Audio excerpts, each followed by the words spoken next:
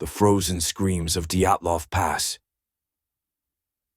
It was January 1959, and a group of 9 experienced hikers set out on an expedition to climb Otorten Mountain in the Ural Mountains of Russia.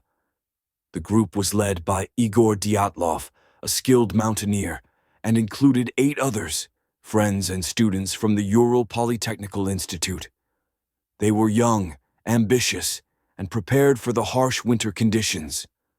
But what happened to them remains one of the most haunting mysteries of the 20th century. The group began their trek on January 23rd, full of excitement and determination. They planned to reach Otorten and return by February 12th, but as the days passed, the weather grew increasingly brutal. Temperatures plummeted to -30 degrees Celsius, and the wind howled like a wounded animal. Still, they pressed on, setting up camp on the slopes of Kolatsiakl, a mountain whose name ominously translates to Mountain of the Dead. On the night of February 1st, something went terribly wrong. The discovery weeks later, when the hikers failed to return, a search party was sent to find them. What they discovered was a scene of pure horror. The group's tent was found torn open from the inside, as if they had fled in a panic. Footprints in the snow led away from the tent, but they were strange, barefoot, or wearing only socks, despite the freezing temperatures. The bodies were found scattered across the snowy landscape, each one more baffling than the last. One hiker, Lyudmila Dubinina, was missing her tongue.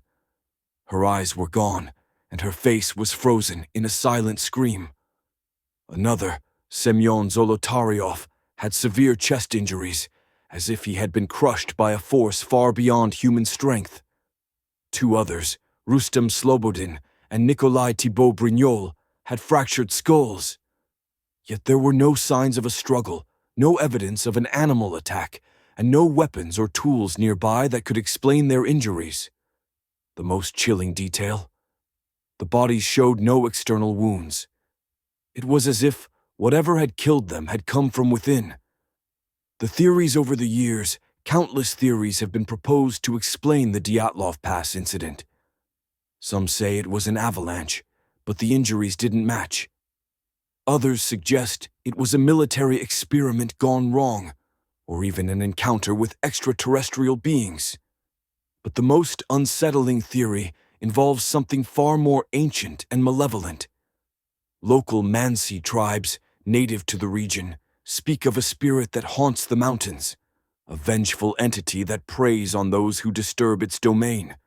They call it the Wendigo of the Urals, a creature born of starvation and despair, capable of driving men to madness. According to legend, the Wendigo can mimic human voices, luring its victims into the cold, where it consumes their souls. The final night. Let me take you back to that fateful night. Imagine the scene: the wind howling, the snow falling in thick sheets, and the group huddled in their tent, trying to stay warm. Suddenly they hear it, a voice, faint but unmistakable. It sounds like one of their own, calling for help from outside the tent. But when they look around, everyone is accounted for. The voice grows louder, more desperate. It pleads with them to come outside, to save it from the cold.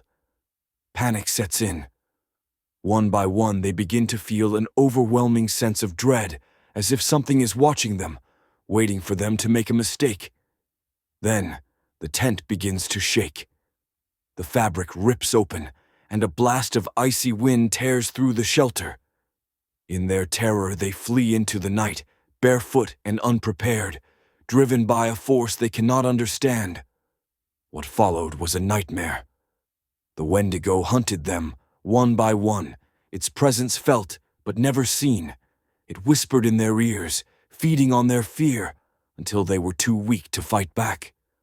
By morning, the mountain was silent once more, and the only evidence of their struggle was the frozen screams etched into their faces. The aftermath. To this day, no one knows for certain what happened to the Dyatlov Pass hikers.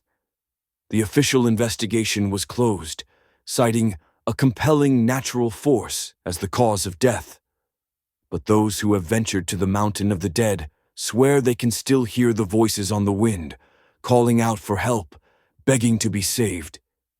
And if you ever find yourself in the Ural Mountains, beware the cold. Because sometimes the most terrifying things are not what you see, but what you feel, a presence, ancient and hungry, waiting for its next victim.